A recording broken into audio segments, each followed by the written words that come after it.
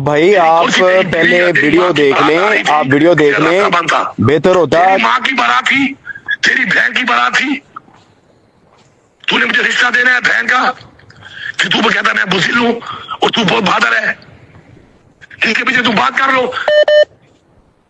इंसान अली भाई मैं जुड़ूंगा बच्चे सबर रख मैनू फायर मार दी यार, तू मैनू फायर मार लवी अगे जेड़ा तू फायर मारा मैनू मार ली तू।